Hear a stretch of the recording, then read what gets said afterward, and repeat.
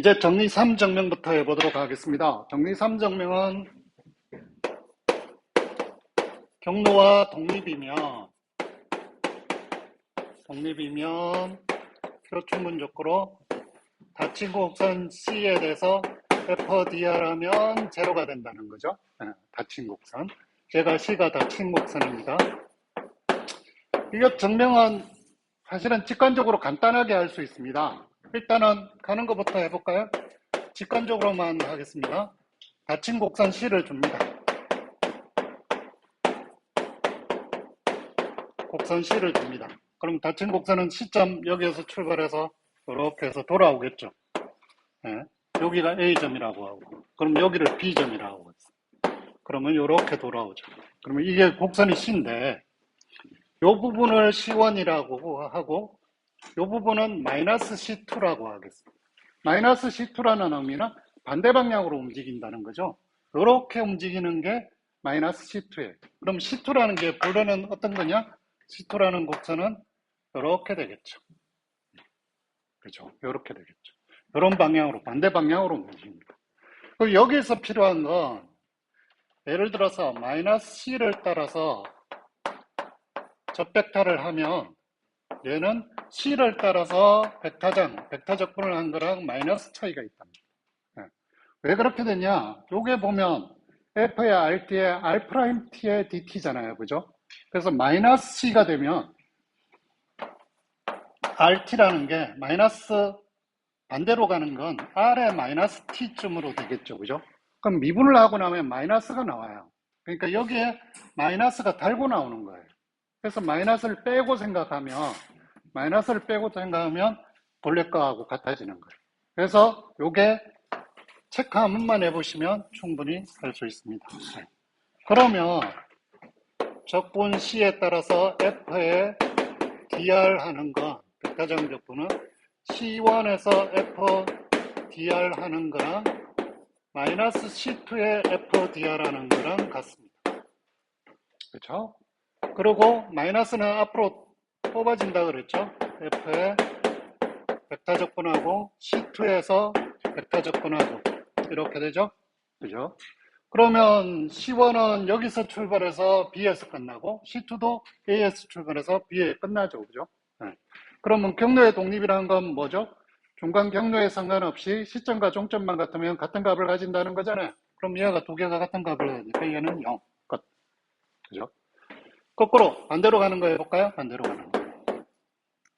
반대로 가는 건 예를 들어 C1과 C2가 같은 종점을 가지는 곡선이라고 해보죠. 같은 시점과 종점을 가져요. 그죠? 그러면 시점 A와 같은 종점 B가 가지고 C1은 이렇게 가고 C2는 이렇게 갔다고 생각해보죠. C2. 그렇죠.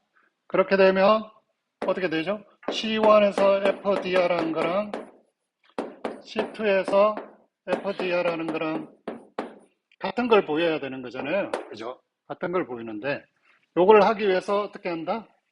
C1으로 갔다가 마이너스 C2로 돌아오는 거죠. 그러면 시점과 종점이 일치하는 닫힌 곡선이 되겠죠. 그러면 C1으로 갔다가 마이너스 C2로 돌아오는 걸 벡터 적분하면 0이 돼요.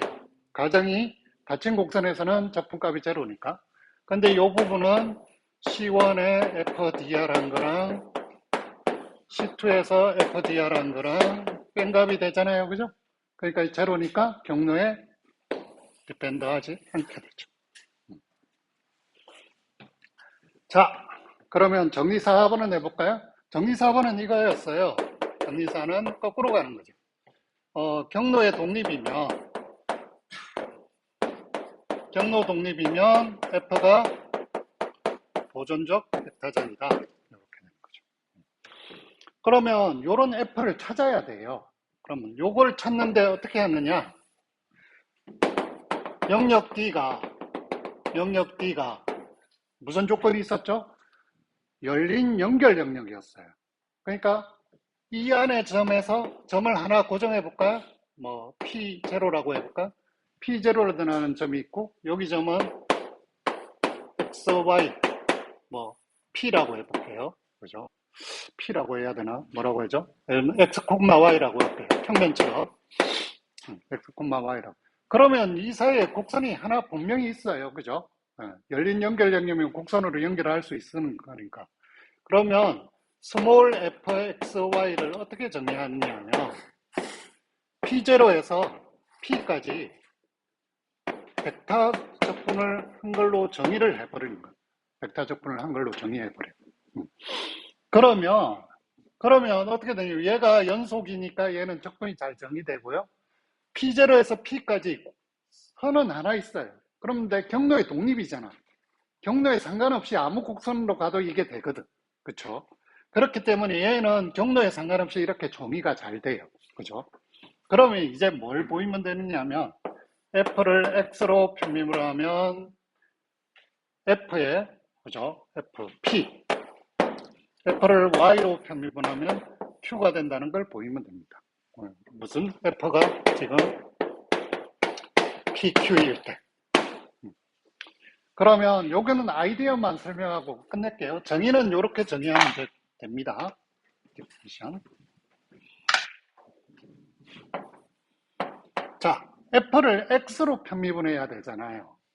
그러면 X로 편미분은 X 변수로 가야 되잖아요. 그죠? 그래서 어떻게 하냐면 요 점에서 미분한다고 치면 경로를 요 점에서 자, 이렇게 할게요. X, Y 점에서 미분한다고 치면 요 점이 있죠?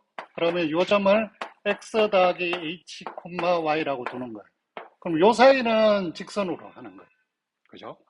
그러면 fx 더하기 hy 빼기 f의 x, y 빼기 h를 해야 될 거 아니에요. 그죠? h를 하면 어떻게 되냐면 얘는 요 점에서 요 점까지 그러니까 요 점에서 요렇게 간단 말이에요. 요 점은 요 점까지 가는 적분이에요. 그죠? 그러면 요 점에서 요 점까지 가는 적분 빼기 요 점에서 요 점까지 가는 적분을 빼면 뭐가 되느냐면 여기에서 요렇게 직선으로 가는 적분이 되는 거예요. 그러면 이 적분을 하게 되면 FDR이 어떻게 되냐? X축만 움직이잖아요. 얘는 어떻게 되죠? PDX 더하기 QDY잖아요. 그죠? 그럼 DY 팩터가 없으니까 이쪽은 죽어버려. 그죠? 그리고 나중에 H를 나누면 P가 나오게 돼 있어요. 이렇게 H로 나눠서 미분을 해보면 P로 가게 돼 있어요. 그러면 F를 Y로 변매분해서 Q가 나온다는 건 어떻게 하냐? 거꾸로 여기 Y축으로 움직이게, 그죠? 움직이게 하면 그걸 만들 수 있습니다. 네. 그리고 마지막 이거 있죠. F가 보존적 벡터장이면 PY 꼴 QX가 되는 건 요거 보면 P가 FX고 Q가 FY잖아요. 그죠? P는 fx로 미분하고 Q는 fy로 미분했잖아요. 그럼 여기를 넣으면 뭐냐면 이쪽은 fxy가 되고요. 여기는 fyx가 돼요. 그건 두 번 미분했는데 적분 순서가 바뀌는 거 있죠. 그럼 적분 순서가 바뀌려면 우리가 크렐러 정리가 있었잖아요. 두 번 미분한 게 연속이기만 하면 바뀐다. 그러니까 사실은 이 벡터장이 한 번 미분 가능하고 연속이기만 하면 얘가 바뀌어서 얘를 만족하게 되는 거예요. 네. 그래서 여기까지.